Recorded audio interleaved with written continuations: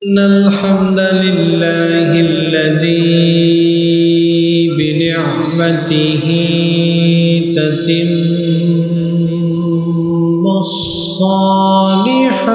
الصالحات الذي علم القرآن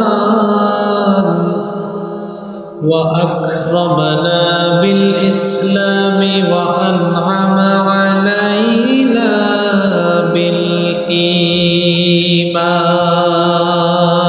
بالإيمان نستغفره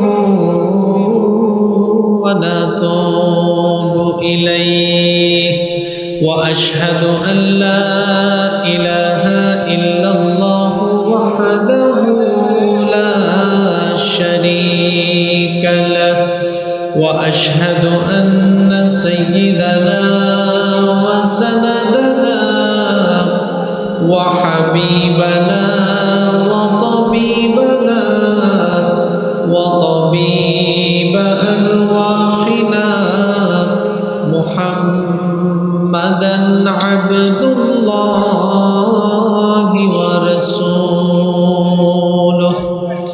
أرسله بالحق بشيرا ونذيرا وداعيا إلى الله بإذنه وسراجا وقمرا منيرا أما بعد فقد قال الله تعالى في كلامه المجيد وفي فرقانه الحميد সওয়াবের নিয়তে আপনারা আমার সাথে তিলাওয়াত করেন আউযু বিল্লাহি মিনাশ শাইতানির রাজীম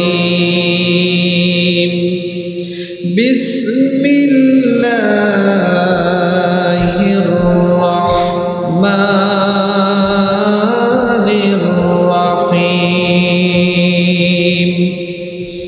وما لكم لا تقاتلون في سبيل الله والمستضعفين من الرجال والنساء والولدان الذين يقولون ربنا أخرجنا من هذه القرية الظالم أهلها واجعل لنا من لدنك وليا واجعل لنا من لدنك نصيرا وقال تعالى في شان حبيبه إن الله وملائكته يصلون على النبي يا أيها الذين آمنوا صلوا عليه وسلموا تسليما اللهم صل على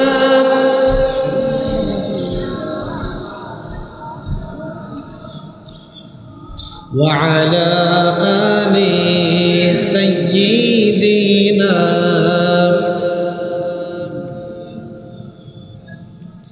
नहीं दो जहां में मिसाले मोहम्मद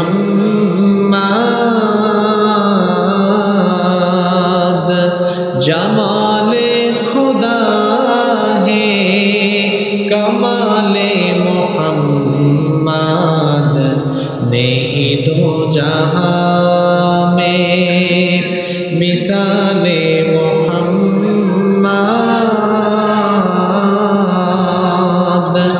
जमाले खुदा है कमाले मोहम्मद हृदये मोहम्मद अल्लाहुम्मा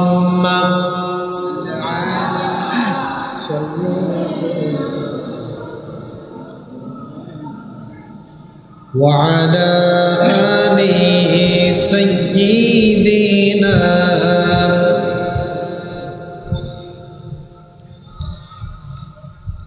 বাংলাদেশের ঐতিহ্যবাহী সাতক্ষীরা জেলার সদর উপজেলায় অবস্থিত খলিলনগর পূর্বপাড়া জামে মসজিদ ও হাফেজিয়া মাদ্রাসার উদ্যোগে সাবেক এমপি শহীদ অধ্যক্ষ মাওলানা আব্দুল খালেক রাহিমাহুল্লাহ এর স্মরণে আয়োজিত মাগফিরাত কামনায় আয়োজিত আজকের এই তাফসীরুল কোরআন মাহফিলের সমাপনী অধিবেশনের মোহতারাম শ্রদ্ধাভাজন সভাপতি, অত্র মসজিদের সম্মানিত সভাপতি, এই এলাকার সর্বজন শ্রদ্ধেয় ব্যক্তিত্ব জনাব মাস্টার মোহাম্মদ আব্দুল আলীম, আজকের মাহফিলের সম্মানিত প্রধান অতিথি শহীদে ঈদগাহ বাংলাদেশ জামায়াতে ইসলামী এর কেন্দ্রীয় সাংগঠনিক সেক্রেটারি, গণমানুষের প্রিয় ব্যক্তিত্ব, জননন্দিত জননেতা, বরেণ্য আলেমে দ্বীন জনাব মুহাদ্দিস আব্দুল খালেক হাফিজাহুল্লাহ ওয়া রাআহ, বিশেষ অতিথি, তিনি শারীরিকভাবে অসুস্থ। আমরা দোয়া করছি আল্লাহ তাআলা তার বান্দাকে শিফায়ে আজিলা কামিলা নসিব করে দেন। খুলনায় আছেন, আল্লাহ তাকে শিফা আন আজিলান ও কামিলা নসিব করেন। আমরা সবাই বলি আমিন। আজকের মাহফিলের সম্মানিত বিশেষ অতিথি বাংলাদেশ জামায়াতে ইসলামী সাতক্ষীরা জেলা কর্মপরিষদ সদস্য জনাব মাওলানা মোহাম্মদ শাহাদাত হুসাইন, সাতক্ষীরা সদর এর সম্মানিত আমির জনাব মাওলানা মোহাম্মদ মুশাররফ হোসেন, ৩ নং বৈকারি ইউনিয়নের সাবেক চেয়ারম্যান জনাব মোহাম্মদ শহীদ হাসান, ৩ নং বৈকারি ইউনিয়নের সম্মানিত আমির জনাব মোহাম্মদ জালাল উদ্দিন, ৩ নং বৈকারি ইউনিয়নের সম্মানিত চেয়ারম্যান জনাব মোহাম্মদ মুস্তফা কামাল, সদর থানা স্বেচ্ছাসেবক দল বিএনপি এর সম্মানিত আহ্বায়ক জনাব মোহাম্মদ গোলাম সরোয়ার, বৈকারি ইউনিয়ন বিএনপির সম্মানিত আহ্বায়ক জনাব মোহাম্মদ ইউনুস আলী বুলু। আল্লাহ তাআলা সবাইকে দ্বীনের জন্য, কোরআনের জন্য কবুল করে নেন। আমরা সবাই বলি আমিন।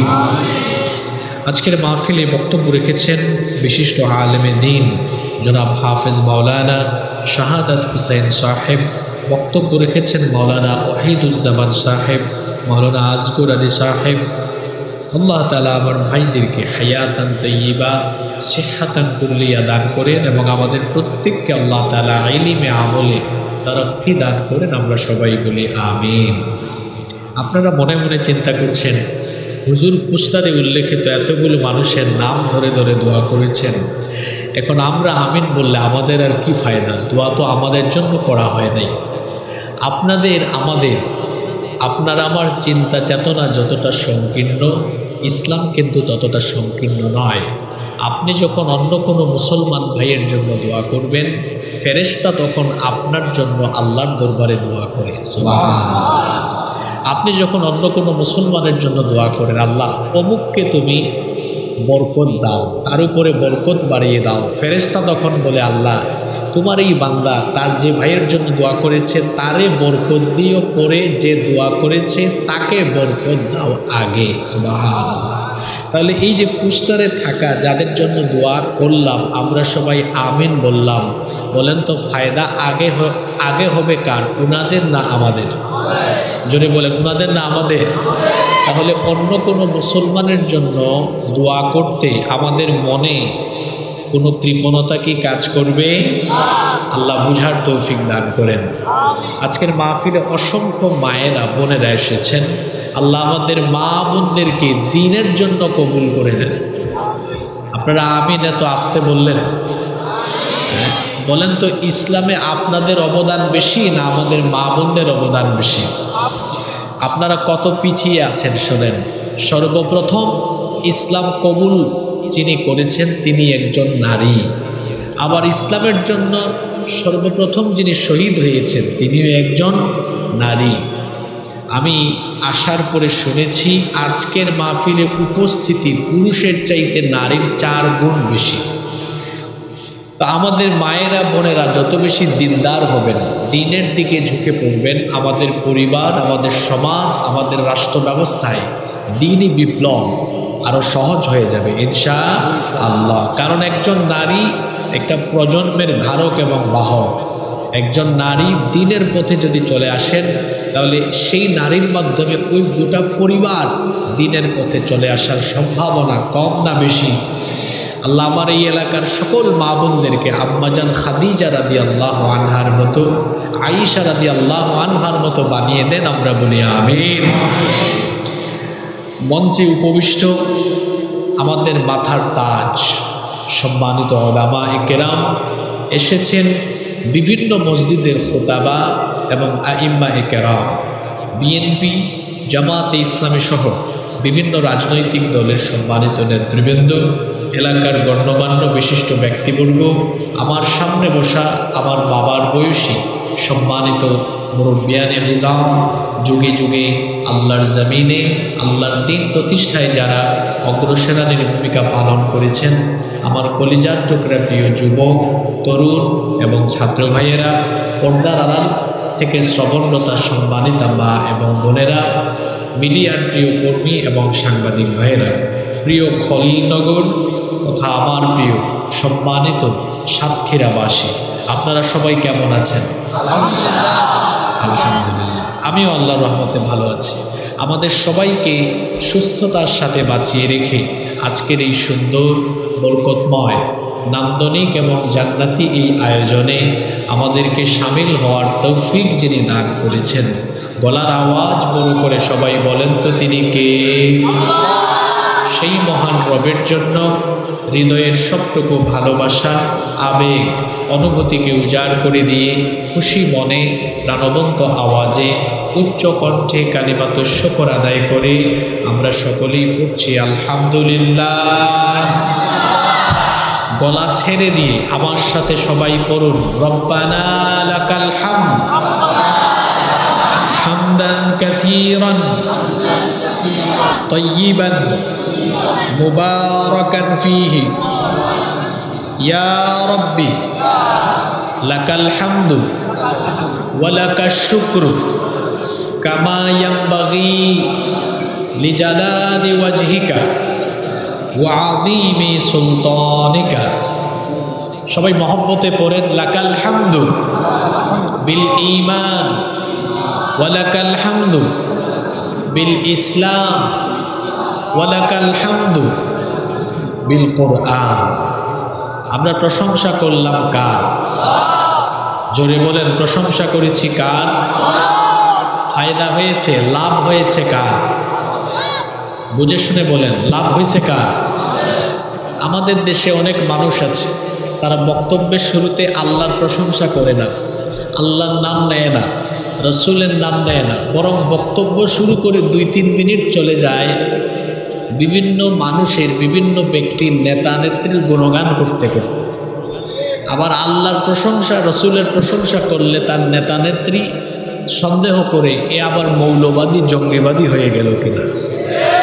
তো যে দলে থাকলে আল্লাহর নাম, রসুলের নাম নিলে নেতা নেত্রী সন্দেহ করে, ওই দল করা কোনো মুসলমানের জন্য জায়েজ হতে পারে না।